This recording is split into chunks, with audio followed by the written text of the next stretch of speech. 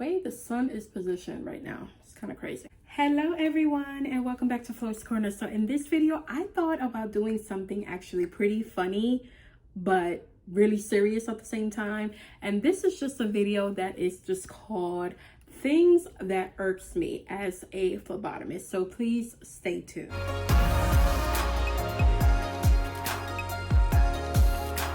So in your phlebotomy career, you are going to actually have your own opinion and way of things that irk you here and there when it comes to working as a phlebotomist. Now, this doesn't mean it's a bad thing. I mean, obviously there are many careers that you have and you work as and stuff like that. And there's just certain things that you just be like, you know, why do I always got to hear that?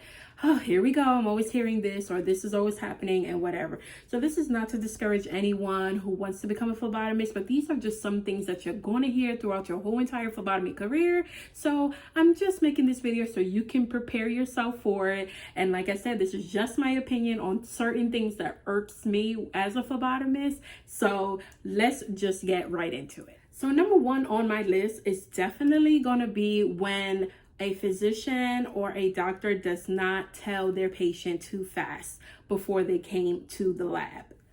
So most of the time, whenever a patient is coming in, especially early in the morning, if you're working like at a diagnostic laboratory or maybe even a clinic or anything of that nature, when you are asking, that is just one question that we always ask before we do any of our blood draws, which is, have you had anything to eat or drink today? Are you fasting? And obviously you guys know what fasting means. It's normally a certain window that a patient is not supposed to have eaten anything or drink anything besides water, depending on their physician's actual. Certain direct orders may be a physician has gave their patient not to have anything to eat or drink, which also includes water as well before getting lab work done.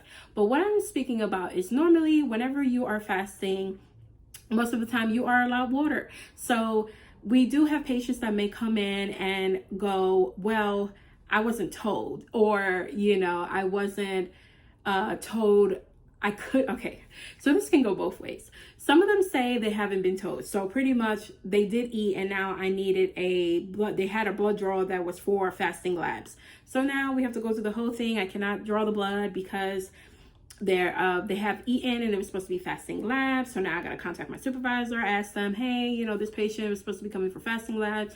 They did not. Then we also got to contact the doctor's office because your patients came in, but they didn't fast. So now we can't do the lab work and they have to come back in between 8 to 12 hours. And yeah, it just becomes a big old mess. And obviously the patient is definitely going to be upset. More so feeling like with you as the phlebotomist because you're being the one to turn them away and they're just like, oh, I was never told. And, you know, you're on the front line because you're in front of them and things. And it's just a big thing when the physicians just don't mention to their patients to please fast for their labs that they're going to be getting drawn the next day and however.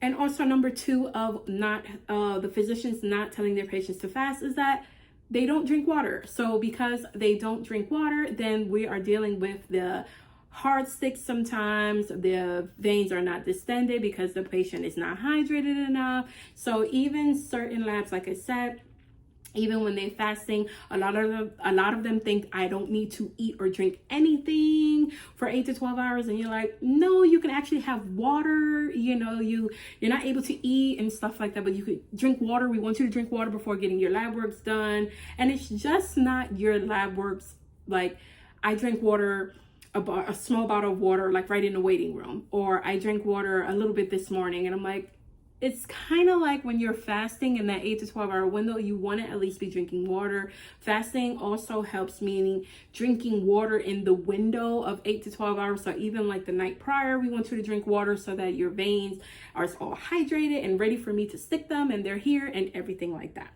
So those are the two different little problems you come across whenever a physician does not or the doctor's office does not discuss with the patients about the fasting. So you get the ones who, oh, I wasn't told not to eat or drink anything, and then you get the ones that, oh, I thought I wasn't supposed to eat or drink nothing, and it becomes sometimes a problematic issue when they're coming to you at the lab, and however, and you kind of got to de-escalate the whole thing, because obviously nobody ever wants to be turned away, and sometimes they're just going to blame the person right then and there, which is going to be you as a phlebotomist. So that's one thing that kind of irks me a bit, is about the physicians or maybe the doctor's office or something like that not telling this patient the right thing about fasting. Number 2 is going to be when a patient lies about fasting. So you do have certain patients that may lie about fasting. So they may say that I drank a lot of water, I was very hydrated, and and things like that, and you're literally getting ready to stick, or not even getting ready to stick, you're looking at the veins and you're just like, drink water where? Because like you're sitting there and there's nothing, you're all around, you're palpating, you're doing everything in the thing, and it's just lying about the fasting. That is the biggest thing that gets me, because I'm like, just be honest. I mean, come on. It's really not that hard. I can see if I was to get your vein and good stick or whatever, I can see how thick your blood is, and can tell you're not fasting, or you wasn't hydrated, stuff like that. So lying about fasting is just absolutely insane, which does happen. It's absolutely insane of how often it happens. Also with the patients that are getting like their glucose tests, and I haven't had anything to eat or drink, and then they get these elevated levels of glucose or however.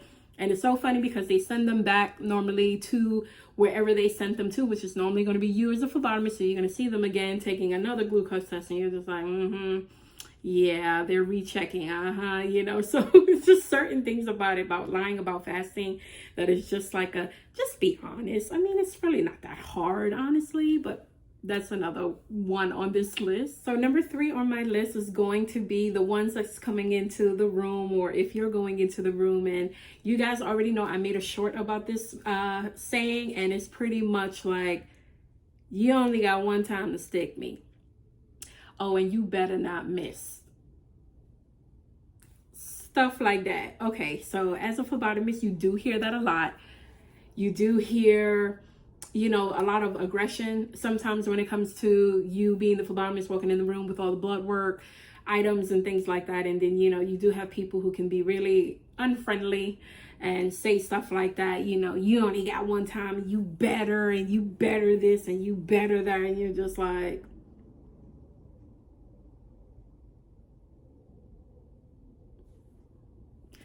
you just never know. Like I said, you always have to be kind to others, because you don't know what anyone is ever going through or anything like that. And I just think of, I'm doing a service, I'm part of your patient care, and I just think sometimes it's a little bit rude or very unkind for someone to be so aggressive like that right off the rip. I understand people may have had a prior phlebotomist experience, which wasn't great.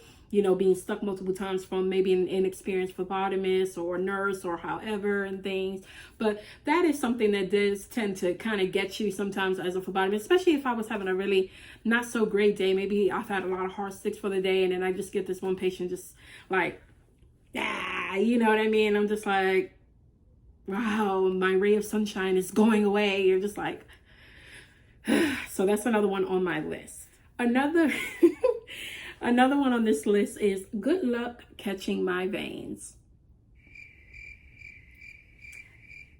That one actually is depending on my mood for the day. I mean, like I said, we're all human. So sometimes when you hear the good luck catching my veins, I'm like, I don't know if you're trying to be funny, or I guess you can read the room. You can kind of read the room. You can kind of read the patient before, you get ready to set up and however and stuff like that. But there are patients that will kind of throw that out there. Yeah, good luck, kind of thing. And you're just like, okay, well, we're going to see, I'm going to tell him a tourniquet and, palpate the vein, let me see, and however. But sometimes, it is sarcasm when it comes to saying that. There is some sarcastic remarks that feel a little bit snooty, like good luck catching my veins. blah, blah, blah. This actually takes me to my next one, which is like, I'm not a good stick, or they'll say someone like, oh, so-and-so does, is the only one to catch my veins and stuff like that. So they kind of just like, you're the one getting ready to, you know, perform this procedure, and then they'll kind of throw in someone else. Oh, this is the only person that's ever done my veins correctly. Everybody else always misses, or I'm not a good stick and everything like that. As a phlebotomist, we are trained to get a successful blood draw.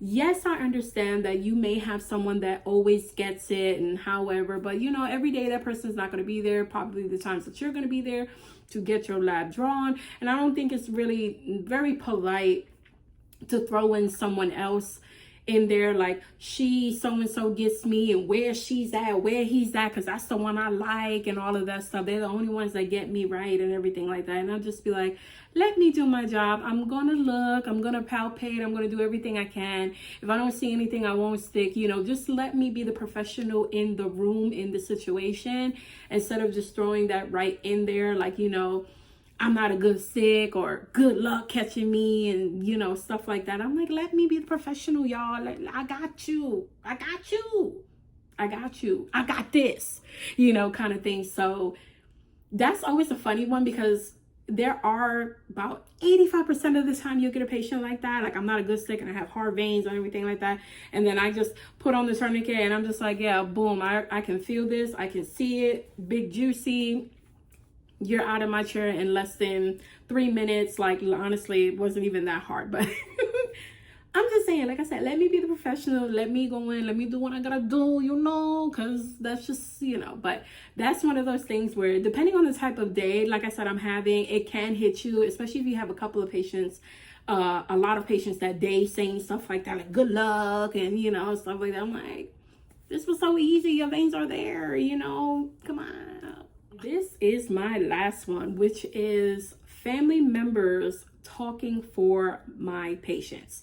So obviously, I will never say this about a parent or something of a child. Obviously, children do not know medical procedures and things like that. So of course, you're going to expect for their parents to speak for them here and there, depending on the situation. But I'm talking about the ones where these are grown adults, and like, you literally have a family member or whoever, a friend or wherever, or whoever had came with them and everything, doing all of the speaking and talking for this patient. Now, obviously, in certain dynamics, obviously, if you have anyone with any type of illnesses or special needs and things of that nature. But I have dealt with many of patients and demographics, and you know that this patient is able and can speak for themselves, and then you just have like this family member or a friend or someone just speaking on behalf of the patient. And it's like, we are not trained to get information from the family member, unless obviously it was a dire situation that would be necessary.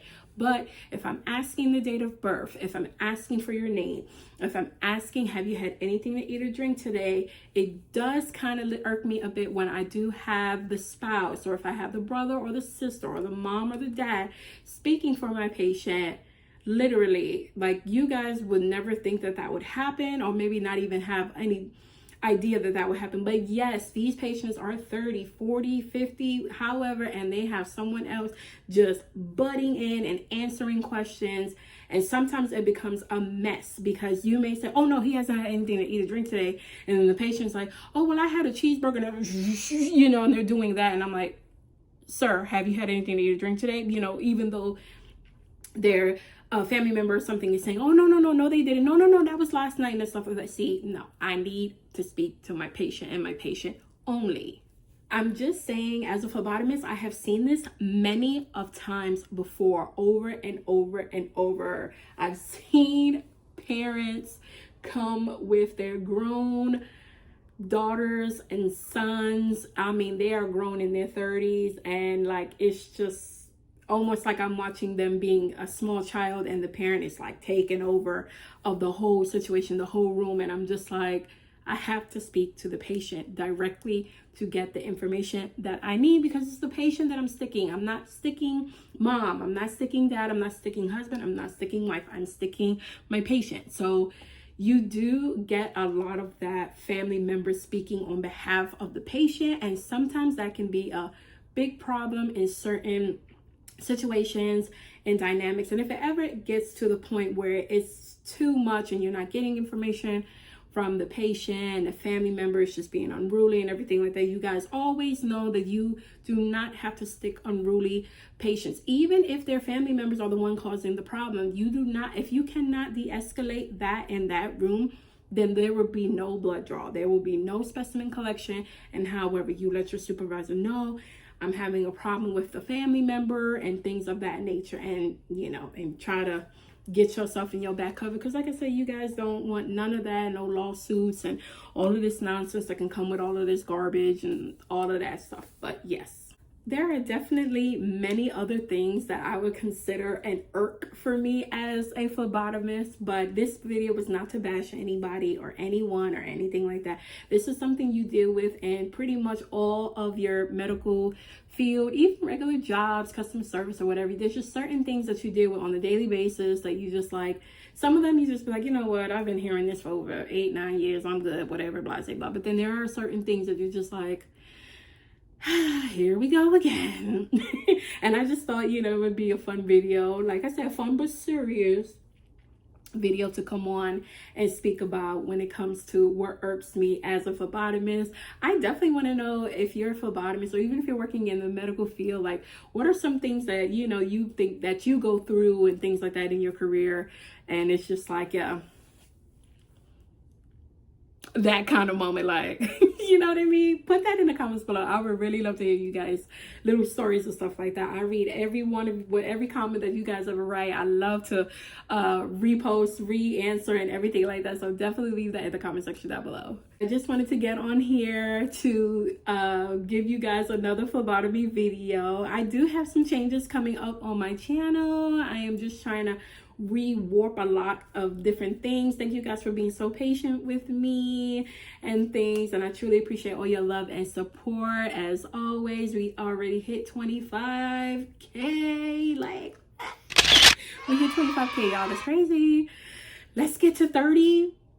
Let's get to 30k. That would be nice. That would be nice. I love you guys all. Thank you all for always showing me support and gratitude and everything, and I'm so happy I'm getting all of these. I passed my NHA exam and CPT exam. I'm so excited for you guys. Welcome to the phlebotomy world. I'm loving it. I'm loving it. And I'm loving it. If you guys have any questions, comments, or concerns, please write them down in the comment section down below. Definitely remember to always check my playlist. I have all of my playlists, all of my videos in certain playlists. If you want to binge watch any of my videos, please give this video a thumbs up. I would truly appreciate that. Subscribe if you're not subscribed, and I hope to see you all in my next video. Bye.